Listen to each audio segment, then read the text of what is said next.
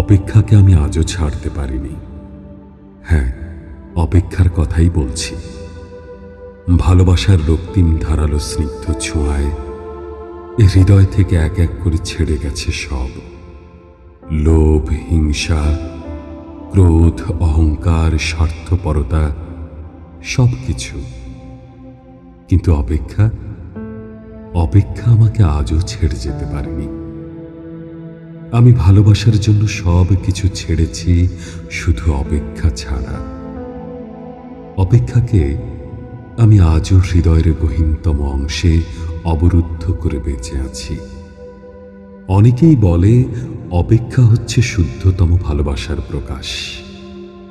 ভালোবাসতে সবাই পারে, কিন্তু সবাই প্রিয়তমার জন্য অপেক্ষা করতে পারে না। আসলেই কি তাই? জানি না তো, হবে হয়তো। তবে অপেক্ষার কাছে আমি অনেক ঋণী।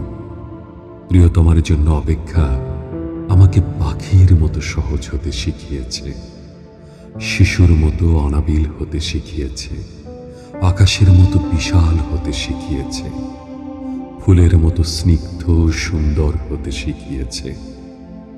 অপেক্ষা আমাকে সাগরের নীল জলরাশির মতো গভীর হতে শিখিয়েছে, প্রকৃতির মতো স্বচ্ছ হতে শিখিয়েছে, সোনালি সন্ধ্যার মায়াবী মৌনতার মতো নিবিড় হতে শিখিয়েছে।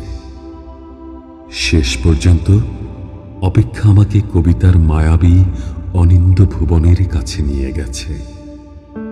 হৃদয়ের মধ্যে প্রতি মুহূর্তে অপেক্ষাকে পুষে রাখা কি কঠিন, অথচ আমি সেই কাজটিই করে যাচ্ছি প্রতি মুহূর্তে, কি নিদারুণ আনন্দের সাথে।